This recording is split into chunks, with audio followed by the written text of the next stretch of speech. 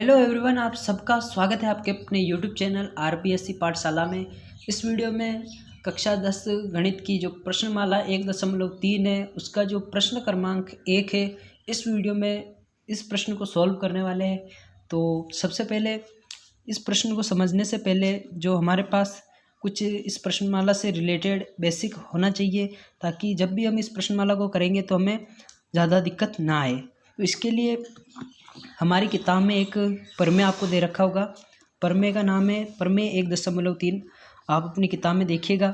तो ये प्रमेय क्या कहता है, मान लीजिए p एक अभाज्य संख्या है। यदि p a स्क्वायर को विभाजित करता है तो p a को भी विभाजित करेगा, जहाँ a एक धनात्मक पूर्णांक है। तो इस प्रमेय को समझने के लिए हम कुछ संख्याओं का यूज़ करते हैं, जिससे कि हम इस प्रमेय को आसानी से समझ पाएंगे।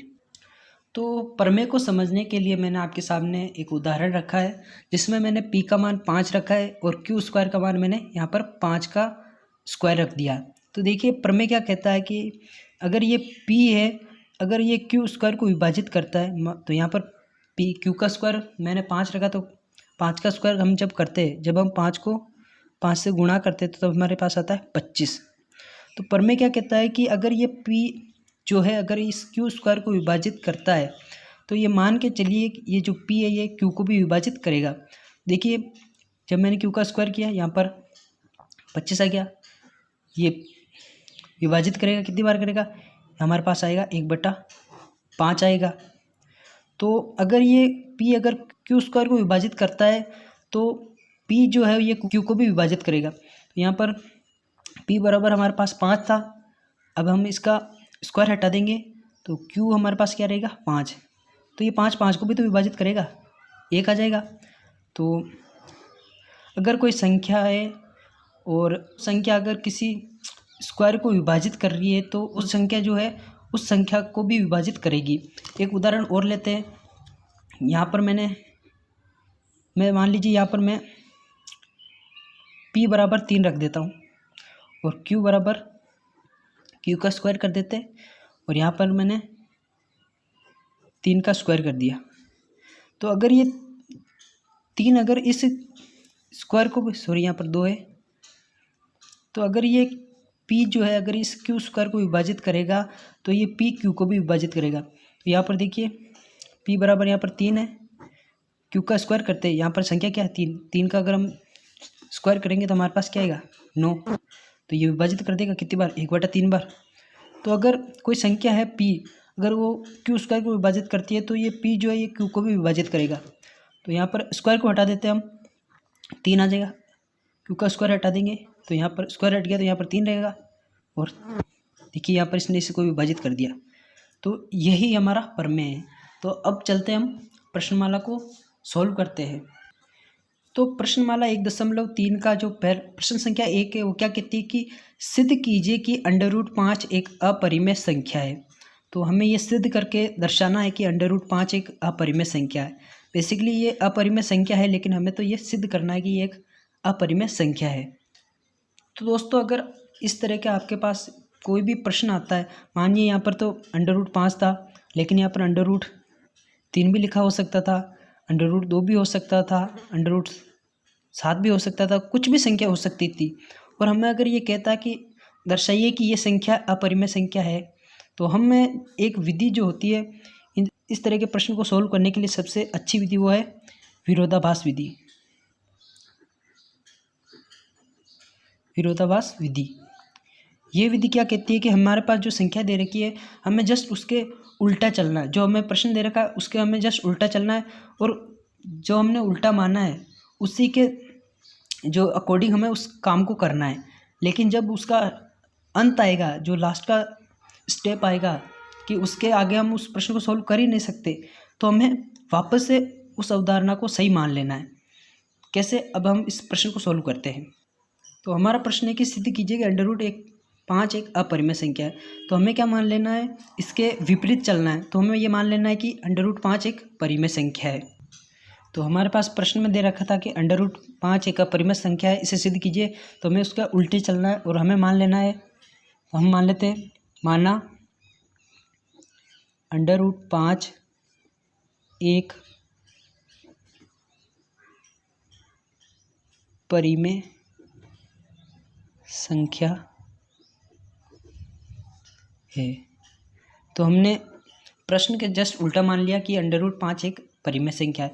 अब अगर ये √5 एक परिमेय संख्या है तो परिमेय संख्या को हम किस तरह से लिखते हैं? P/Q के रूप में लिखते हैं। और जहाँ Q बराबर नहीं होता है 0 और इन दोनों संख्याओं का HCF जो होता है P और Q का, वो कितना होता है? 1। बोले तो ये जो है सहअभाज्य होती है, परिमेय संख्या सहअभाज्य।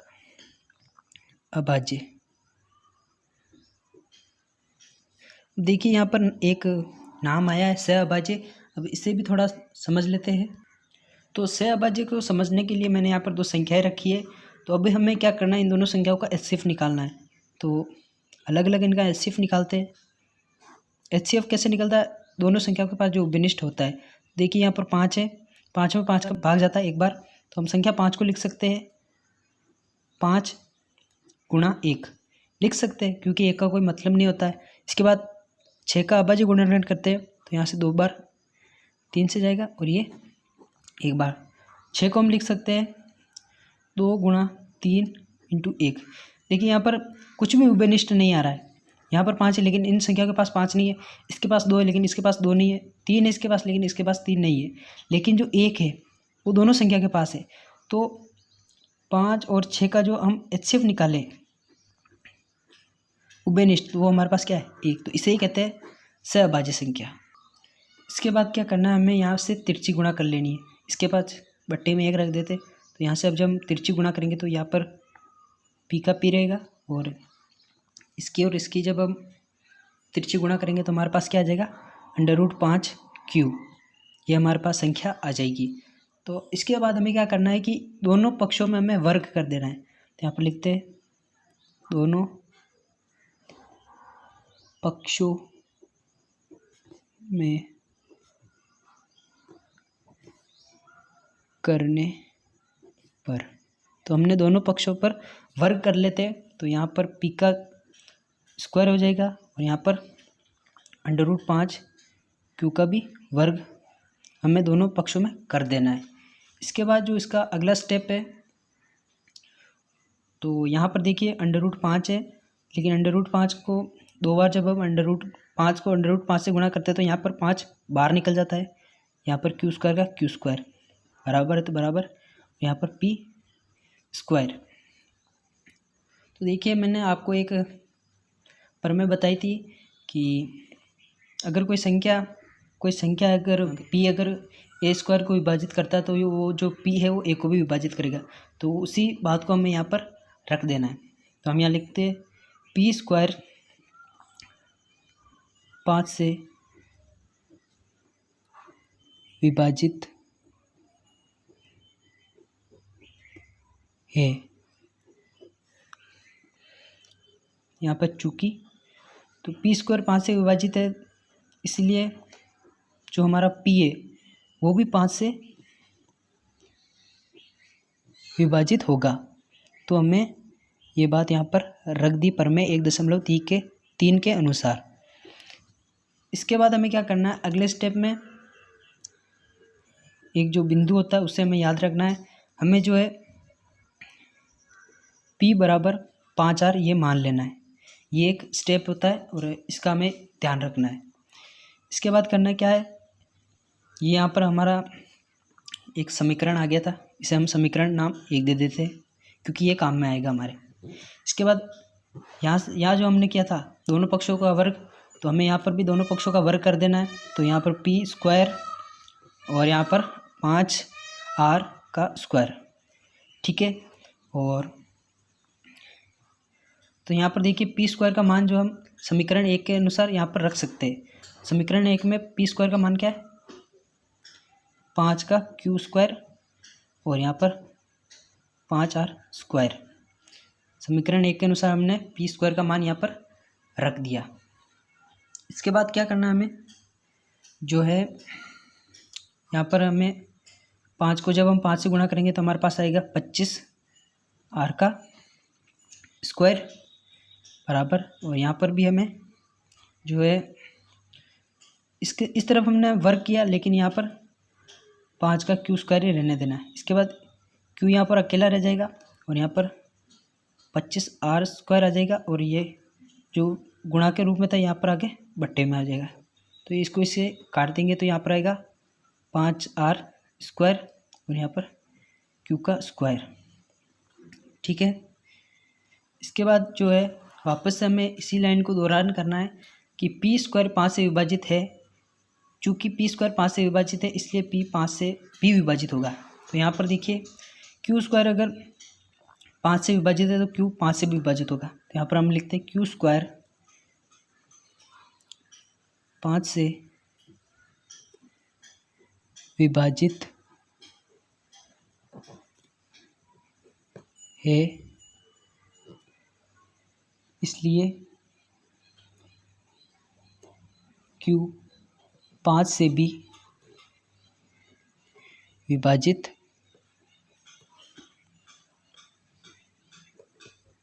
होगा। तो हमने बात को मान लिया परमेय 1.3 के अनुसार। इसके बाद हम अगली बात का अगर ध्यान रखें तो देखिए यहाँ पर P भी 5 से विभाजित है और Q भी 5 से विभाजित है। तो अगर हम इन संख्याओं का HCF निकालेंगे तो हमारे पास HCF एक नहीं आएगा। HCF जो हमारे पास संख्या है P और Q, उनका एक HCF नहीं आएगा। उनका क्या HCF आएगा? उनका 5 आएगा, क्योंकि ये तो दोनों ही P भी 5 से विभाजित है और Q भी 5 से विभाजित है। लेकिन परिमेय संख्या में तो HCF जो है एक आता है, 5 नहीं आ सकता।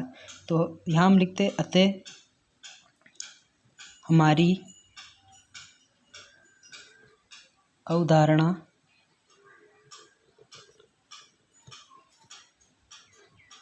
विरोधाभास प्रकट होती है। अतः √5 एक अपरिमेय संख्या है। तो इस तरीके से हमारा आंसर आ जाता है। थोड़ा लंबा प्रश्न था, लेकिन अगर आपको समझ में नहीं आया तो 1-2 बार वीडियो को दोबारा देखिएगा, आपको समझ में आ जाएगा। तो आई होप आपको आज का ये वाला वीडियो पसंद आया होगा। पसंद आए तो प्लीज़ मेरे चैनल को सब्सक्राइब कीजिएगा, लाइक कीजिएगा वीडियो को।